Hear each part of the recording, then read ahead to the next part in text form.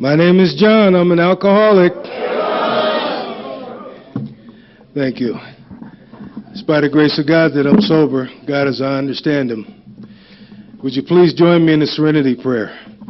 God, grant me the serenity to accept the things I cannot change, the courage to change the things I can, and the wisdom to know the difference. Thanks, Kirk, for asking me to speak. Kirk railroaded me into speaking tonight, but thank you. I appreciate it. My sobriety date is September 19th, 1988, one day at a time. Yeah, thank you. Yeah.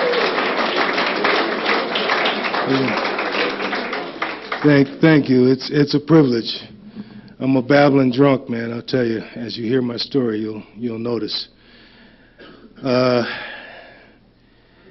Let me see. My sponsor told me never to turn down an AA request. Oh man, let me see. I'm from Southern California, Pasadena. Yeah. And yeah, man, I'll tell you. And I was uncomfortable in my own skin even before I took my first drink. And I'll tell you, I had an old buddy. His name was Danny. We used to call him Danny the hippie. And Danny used to always smoke weed. And I used to hang out with Danny. I used to ditch school and hang out with Danny. And he introduced me to weed, man, and I fell in love with it the first time around. And then I got around the same time, even before that, I got introduced to alcohol. My father gave me a little paper cup full of beer. And I didn't care much for the taste, but I sure liked the effect of it. I fell in love with that. And as far as I was concerned, drinking and getting high was no big deal. You know, it was, I loved it. You know, it knocked the edge off. And, you know, there I was. You know, alcohol did something for me, nothing else or nobody else could do. You know, back then, I was the youngest of four. I was a knucklehead. We used to go up into the mountains in Altadena. We used to go hiking, hunting, ride dirt bikes, all that kind of stuff. I was real fortunate when I was growing up. In the neighborhood I lived in, you could go one direction, a block down the street, and visit neighbors, and they might be playing Creedence Clearwater, Born on the Bayou. And then you go in another direction, and they might be playing on their stereo jazz. And you go in another direction, they might be playing rock and roll. Then you go in another direction, and your neighbors might be playing something like oldies but goodies. So there was, it was like my neighborhood was like a little bit of everybody. And that's just how it was. And I remember being uncomfortable in my own skin, trying to fit in. That's one thing I like about AA. You told me I could be myself. And I didn't know that. I didn't know it was okay to be myself. I was always trying to fit in. And that fucked me up because I never did a good job of fitting in. So here I am drinking, hanging out with my buddies, getting high and getting in trouble.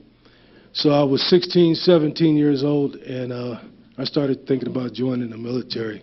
I told myself, I'm going to get away from all these drunks. You know, I'm going to join the service. And I didn't know at the time that there was a lot of drunks in the service. And yeah, I got in there, man, and I fit right in. In fact, if you didn't drink in the service, we figured something was wrong with you, you know. But yeah, I joined the service and traveled the world, you know, had all kinds of experiences. A lot of them I won't talk about from the podium, but, you know, if you're a vet, you know what I'm talking about. And my drinking progressed, and I got into a lot of trouble behind my drinking. I stayed in the service, did my time. I remember thinking I was missing something back home. You know, I wasn't missing anything, but that was my alcoholic thinking. So I get out of the service, and I go back home, and the same drunks were there that were there when I left, and they were doing the same old thing, and I got right back into it. And I remember I pursued the things that most people pursue, you know, in your late teens, early 20s, you know, a job, you know, your own home, maybe a wife, maybe raise a family, you know, the truck, the car, the dog, you know, et cetera, et cetera. And, you know, I thought I had arrived because I had acquired all those things. But my drinking progressed. And I got to the point where I got a job, I was working, I was going on lunch breaks, and I was drinking during the lunch break, and which was dangerous because I was working as a welder at the time. And here I am getting drunk at lunch breaks, and I'm going back to the building, to the company, trying to weld. You know, I'm lucky I didn't blow the damn place up, you know. And but it never dawned on me that there might be a problem with my drinking. It just didn't dawn on me, you know. When I started having problems, I figured I was having bad luck, you know. I figured it was, you know, my old lady at the time, maybe she nagged too much, or my supervisor, it was his fault, you know. I never wanted to get honest with myself about my relationship with alcohol. And I was the kind of alcoholic where, well, if you don't have any alcohol, what do you have? Because I got to have something. I couldn't stand it. It got to the point where I couldn't stand to be sober. And it progressed. You know, the big book talks about alcoholism being a progressive disease, the disease of addiction, you know, the doctor's opinion, you know.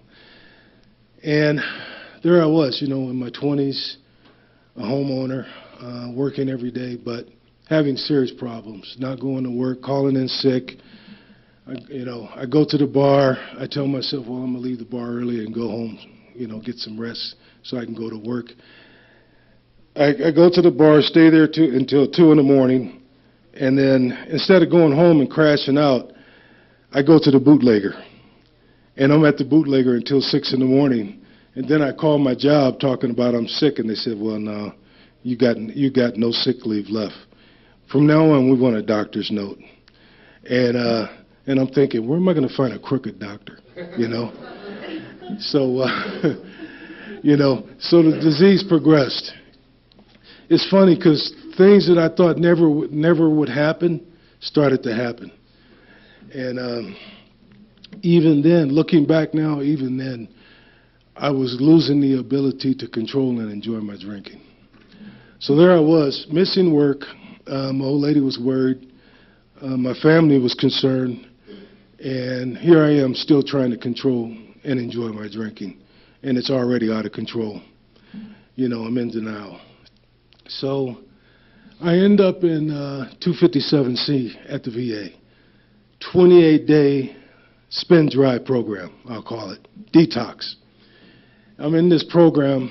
Oh, by the way, before I forget, my condolences to Mickey's family, the old-timer that used to own this property. My condolences to his family. I'm in 257C, and it's upstairs. And downstairs, there's bars around the windows, around the doors, everything. And every now and then you hear screams. Every now and then you see vets doing the Thorazine shuffle. Some of y'all might have heard about that before. Upstairs, 257C, I'm in there. They give me antabuse. They assign me to a shrink. I had a counselor. I had therapy. 257 would come see us, H&I, hospitals and institutions.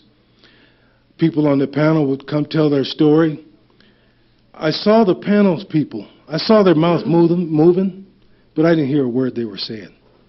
And on the 28th day, I said, from now on, I'm just going to drink beer. And the alcoholic insanity, right, before the first drink. And I took the first one, and the illness kicked in.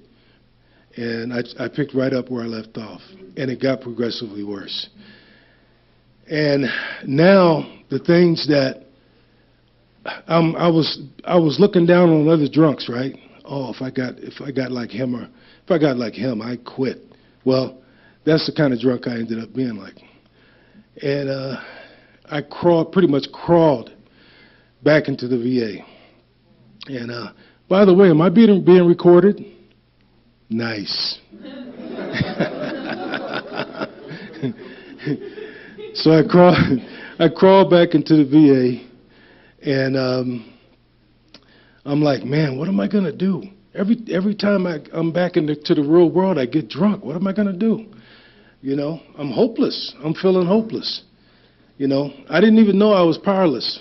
You know, we admitted we were powerless over alcohol, that our lives would become unmanageable. That was the case with me. But I didn't want to believe that. And so here I am. I didn't want to leave the VA. I told myself, you know what? I'd rather stay here in the VA and not drink as opposed to being back out there in the real world drinking. And the program I was in was 12 months. But they budget cut the program, so they got it down to 90 days. And they said, after 90 days, you got to go. You know, we got to open the door for somebody else to come in. And I was afraid. And they said, we're going to give you some tools. They were working with me. There were people in the VA that had gotten clean, that had gotten sober, that were giving back. They were working with other people. Back in those days, we were smoking in the VA. Back in those days, AA meetings were smoking meetings. The ceilings were brown from the cigarette smoke. Ashtrays all over the place. Old-timers swearing like it was nothing, you know, dropping F-bombs left and right, you know. Tough love, you know, in-your-face tough love back then. There wasn't as many meetings back then as there is now. So they gave me some tools in the VA. AA had gave me some tools also. Back in those days, I had a sponsor, but I wasn't calling my sponsor. Somebody would say, you got a sponsor, John? Yeah. When'd you talk to him? Well, it's been a while, you know. You know, you're following directions, you're taking suggestions, John? Well, if I was honest with you, I would have to say no. But I hit the bottom that I had to hit. I started to take some suggestions, and I'm in that VA. The big book cost $3.50 back then. I had to get it on credit. And I wasn't too crazy about getting a sponsor because I had a sense that if I got a sponsor, I was going to have to get honest with somebody. But I got one anyway. I had a home group before I even knew what a home group was, because I pretty much detoxed in these meetings. The fog lifted as I kept coming back. In fact, you told me to keep coming back, and that pissed me off. And you were always, a lot of you were working with drunks back then. You know, you were going to detoxes, you were working with drunks after the meeting, you were pretty much looking for drunks. And it impressed me, because I figured if I should help somebody, I should get paid. I didn't understand helping somebody expecting nothing in return, like the big book talks about. I didn't get that. It's funny because some of the things I learned in AA, my mother and father tried to teach me, but I didn't listen to them. I remember thinking, what do they know? I was a teenager thinking, what do they know? And here they were keeping a roof over my head. But, you know, I hit bottom. I hit the bottom I had to hit. And there I am, new to the program, checking into a sober living, 90 days sober, going to meetings. We had the, oh man, I was in a sober living, and I had to share that sober living with some other fellows. And there was a guy in the sober living. He was the manager's pet. He was doing all kinds of stuff. He could get away with it. And he used to watch TV all night. He used to watch Jackie Gleason, The Honeymooners, all freaking night. Pissed me off. And I had to get up at 5 in the morning, you know. So I complained to the manager, and nothing would happen, you know. But when I looking back, I understand now. I didn't use that as an excuse to go back out and get drunk, because like the big book says, resentments are the #1 offender. And here I am in the sober living. We have mandatory meetings, step studies. There was the Marina Center back then. I had a sponsor. My sponsor was playing those Joe and Charlie Big Book study tapes. And he played those tapes so damn much I got tired of them, you know. But as some of you probably know, Joe and Charlie talked about the Big Book. And they talked about alcoholism being a disease. They talked about the doctor's opinion, you know, the spiritual experience, you know, the psychic change, like the doctor's opinion talked about. Talked about willingness, being willing to go to any lengths for victory over alcohol. It took time for me. I was a low-bottom drunk. I was damaged. I had brain damage from alcohol and drug abuse. I had TBI from the military. I was in bad shape. You know, there were a number of you in AA that pretty much took me by the hand, because there were some people in AA, they went out of their way to help me, and then there were some people, hey, you know, I was on my own. They couldn't care less. But the people in the program that gave a damn, those are the people that helped save my life, and I'm grateful. That's one reason why I come back to meetings and give back. You guys taught me that I have to give it away to keep it. So I'm in the sober living. I'm going to meetings. They emphasize. They say, hey, look, be here on time. They said, be of service. Get out of self. You know, I used to go to meetings when I was new. Oh, an old-timer would say, are you new? Yeah, sit in the front. You know, smoking meetings, like I said back then. Man, back in those days, you get you a cup of coffee, you get you a cigarette, you sit in the front, wait for the circuit speaker. I was in heaven, you know. Most of the circuit speakers were very entertaining. But they had a message. They had a message. They used to say, look for the similarities, not the differences. And I go to meetings and look around. Sometimes a meeting would have donuts. Sometimes they would have cookies. And I would say, damn, this is a rich meeting. They have donuts and cookies? Damn. You know. Because I used to, heck, in South Central, when you go to meetings in L.A., you were lucky if they had coffee, you know. And I'll never forget going to meetings in L.A., South Central, because you might be in a meeting and hear gunshots outside, you know. A fight might break out in a meeting. You know, you just didn't know. You just stayed put. You just didn't drink, you know, no matter what. If you wanted to drink, that's up to you. But if you didn't want to drink, you know, you didn't have to. We found a way out, you know. So I'm going to meetings. The program is starting to sink in a little bit at a time. They said, John, put it on paper. Write about it. They used to talk about that all the time.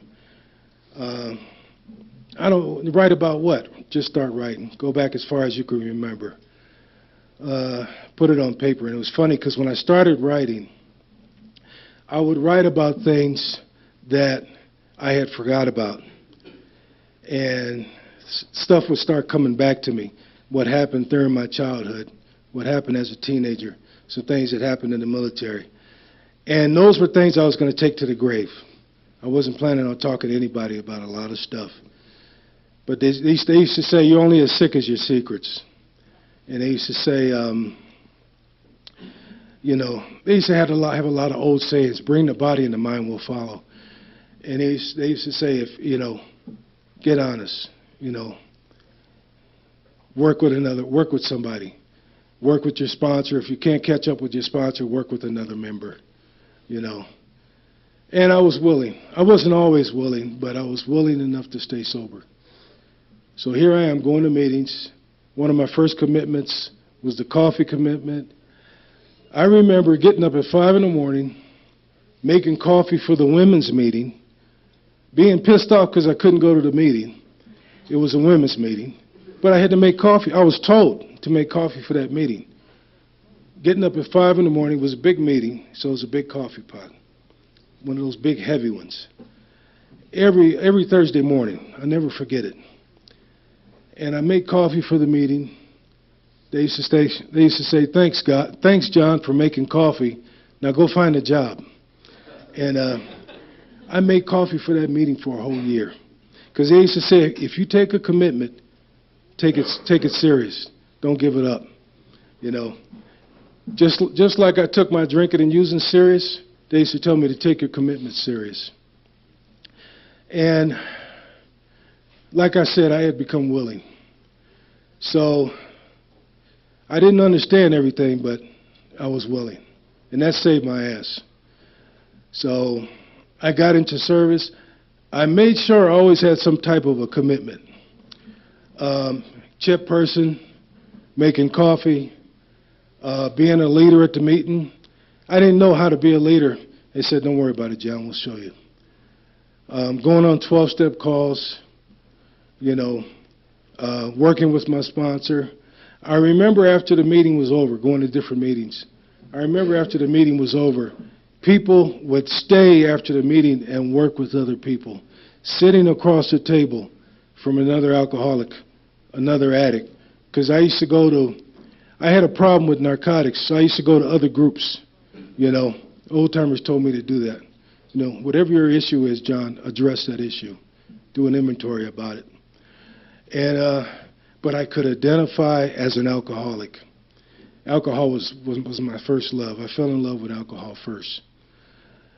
So they used to tell me, John, in the quietness of your room, take a look at your relationship with alcohol. So I'm in AA now. They used to say, don't go back to your old stomping grounds. You know, unless you and a couple other people are doing a 12-step call, don't go back to your old stomping grounds. You know, let the higher power save people. You know, you just be an example. And I remember running up to the advocate, the counselor, and I said one day, I really dig this AA thing. I'm going to do this, I'm going to do that. And the counselor said, John, we'll know you by what you do. We'll know you by your actions. So it's easy to talk a good program, but it's about what I do. It's about my actions. Am I a man of my word? See? So some of the things, same things I learned in AA, my mother and father taught me, you know. So one day at a time, I'm staying sober. I'm going to meetings. I'm in the park one day doing my 5th step with my sponsor. And I couldn't see telling my story to another man, getting honest with another man about who I really am, you know. But I did that 5th step, man, and it felt like a weight was lifted off my shoulders. I'll never forget that. It blew me away. And, of course, he had took me through the first 4 steps before we got to the 5th steps, of course. It took time. It took time for me to go through all the steps. And it was like, I remember being fairly new, going through the steps, thinking, well, what do you do after you do your 12th step? Well, you start all over again, you know. So the steps, they told me the steps is something, like the big book talks about, the steps is something you don't graduate from the steps. It's ongoing. It's a way of life now. It's a way of life. So there's nothing like working with another alcoholic, seeing the light come on, sharing your story with another alcoholic, getting honest face to face, and seeing the light come on. You know, seeing that person get some hope, seeing that person thinking, well, maybe I can get this program. So life is in session. I'm in a relationship. My mother's diagnosed with cancer. I'm making amends. I'm back at work now. My supervisor's a pain in the ass. As far as I'm concerned, he was bipolar. I was thinking about setting a booby trap up for his ass. I did not like him, you know. So I got some resentments, you know. And life was in session, you know, but I kept coming back, and I didn't use. They used to tell me, talk to somebody. Find somebody to talk to, you know. Work with another alcoholic. Read your big book. You know, if you don't know what to do, don't do anything. You know, have some quiet time. It was an old-timer, Blackie. He was white as a sheep, but he called himself Blackie, you know. He used to tell me, he was old school to the bone. He used to swear all the time. And Blackie used to say, have some quiet time, John. Have some quiet time. Turn off everything, you know. And that helped. So I'm actually learning the program. I'm going to the VA. Because when you set down the alcohol, when you set down the narcotics, and you're dry, you're not using, everything comes back. The feelings come back. The anger comes back. The rage, the fear, the crazy thoughts, all that stuff starts coming back. It's like, well, what am I going to do now? You know? I ran out of yeah buts. You know? You ever try to talk to a newcomer and they're like, yeah, but, yeah, but, yeah, but. Well, maybe you haven't had enough yet. I don't know. I got to the point where I had enough. And I started to listen, you know. And that, you know, like I said, that helped. They said work with the people, work with other alcoholics. If they don't want the program, that's okay. Because everybody needs to hit their own bottom. Everybody needs to have their own experience. But when they're willing, if somebody's willing, you go out of your way to help them. They used to tell me that all the time. So here I am in LA. I decide to, I'm working as a subcontractor. I'm going wherever the work is. So there was a lot of work in Vegas at the time. They were building casinos and all that stuff. I go to Vegas. One of my sponsors retires and moved to Vegas. They're telling me, hey, there's some work out here. So I go to Vegas.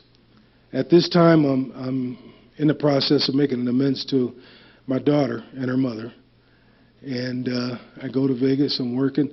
There wasn't as many meetings as there is now in Vegas, so I got involved in starting meetings out there, you know. And it's a we program, not an I program. So I got involved. And I didn't always know what to do, but I got involved anyway. And, you know, being on the committees, you know, being a part of the group conscience. I was sitting in a meeting complaining to my sponsor one day about the meeting. My sponsor said, well, why don't you get involved? You know, you're complaining about the meeting. You know, I stopped telling my sponsor what was wrong with that meeting, you know. And eventually I did get involved. You know, like marathons, alkathons, some people call them. You know, having a commitment during the alkathon. One group is having a potluck, or they're having a card party, or they're having a sober party, sober dance. And it's like, wow, people are going to sober dances and having a good time without drinking. It's like, wow, they just blew me away. Because I had to have a buzz before I could have a good time. But here I am sober now, by the grace of a higher power, and I'm slowly learning how to have fun sober.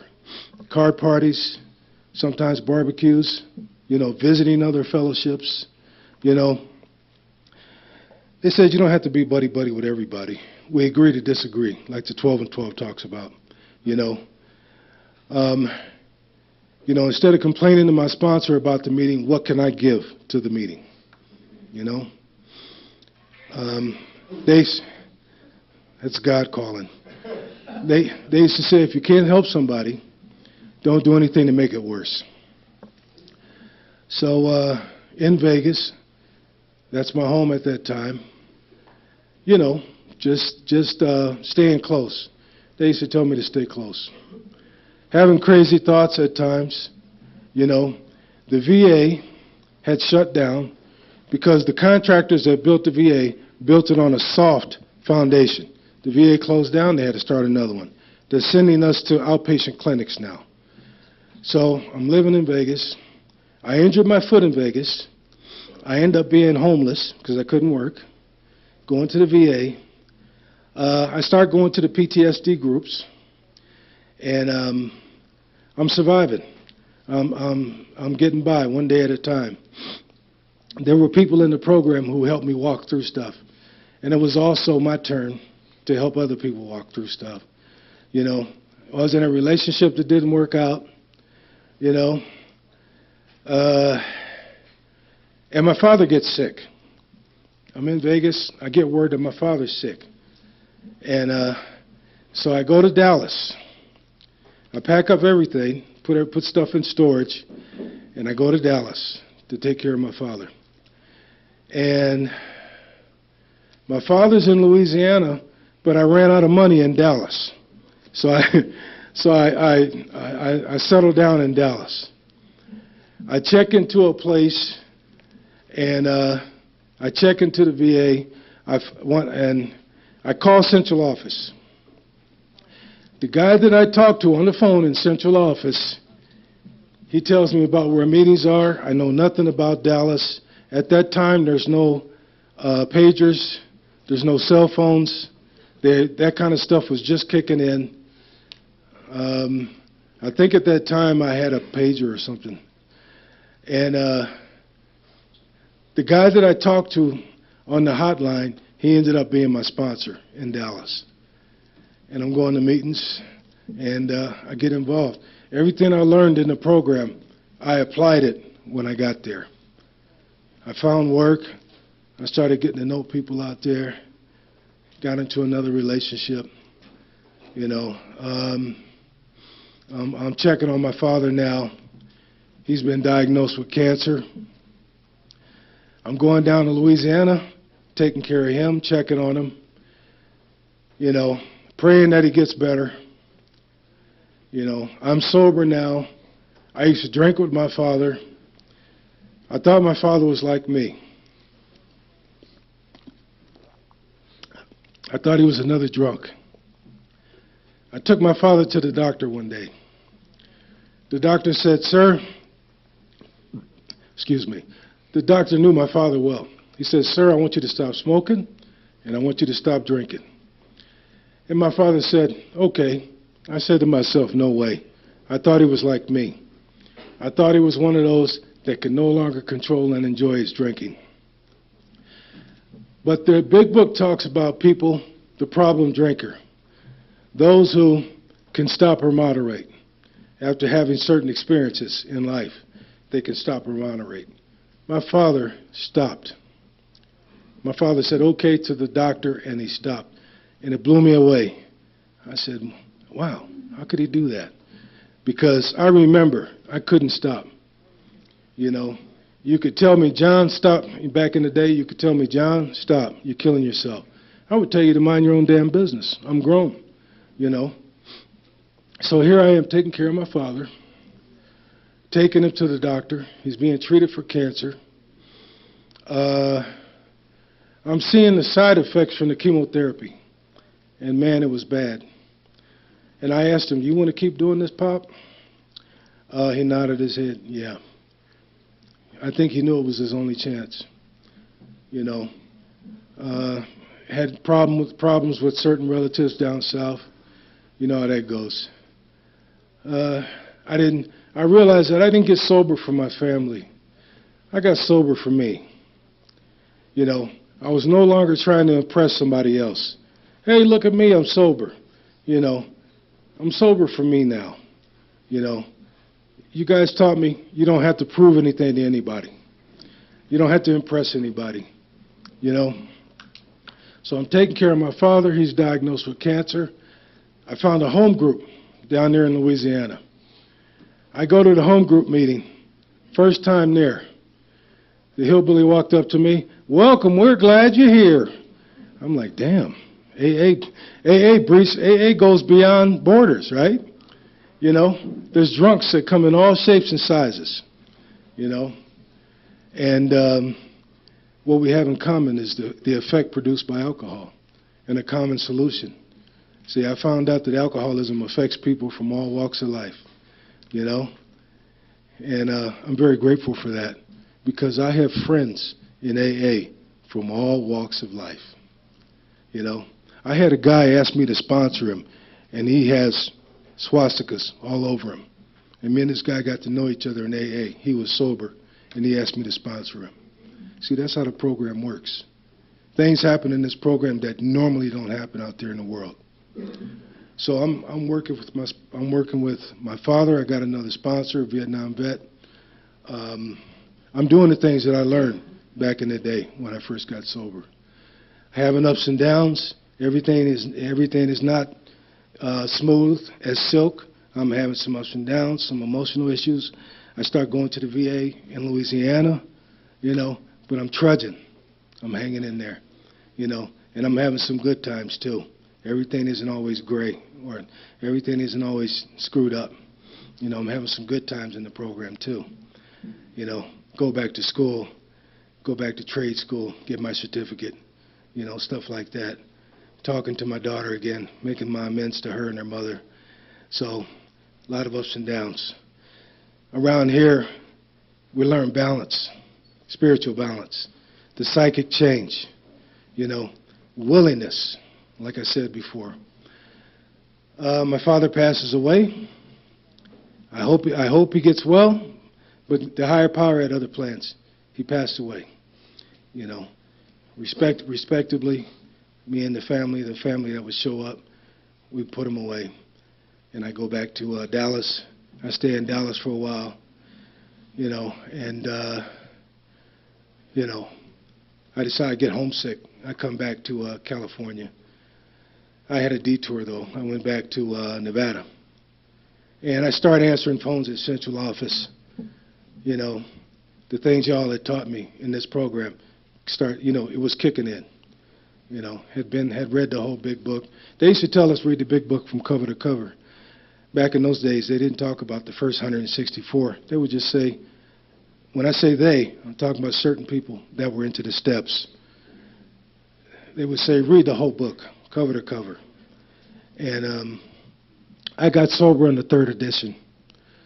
I'm at central office answering phones as a volunteer in Las Vegas.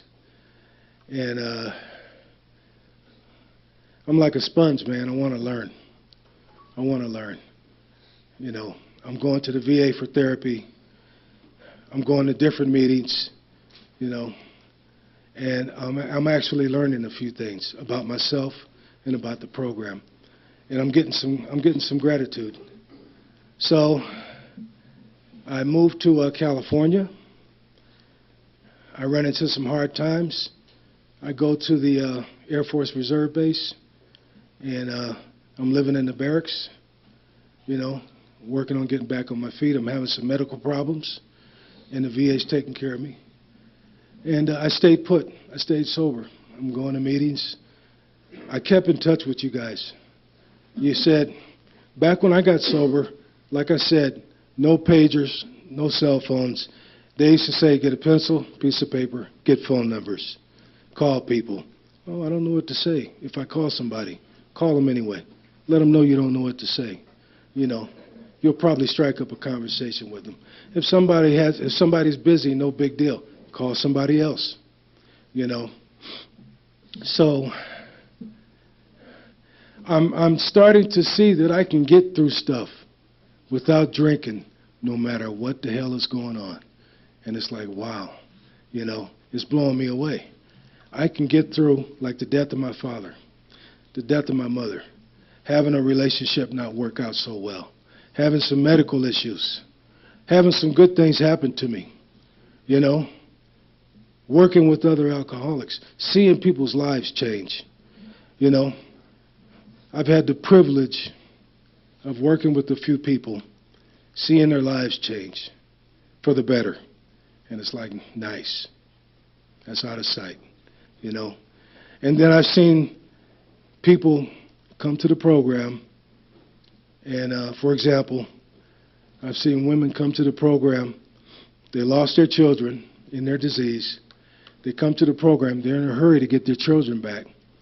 They're not interested in working the steps. They just want to get their kids back. They want to fix up the outside. Never mind the inside. They want to fix up the outside. And the material stuff comes back before they're ready, and they get drunk again. Work on the inside first. Work on the inside first, I strongly suggest. 3 minutes? Okay. Damn, I'm doing pretty good. Shoot. So, I like emphasizing the program. I'd rather bore you with facts than dazzle you with bullshit. Because the alcoholism is a disease that doesn't care. Like my sponsor says, it's a hideous disease. It's up here between my ears. It never lets up. My only hope is a spiritual experience. I'm convinced. I've seen some people get sober in other ways, and that's fine with me. This program, AA, is how I got sober, you know. So, I think that's about it.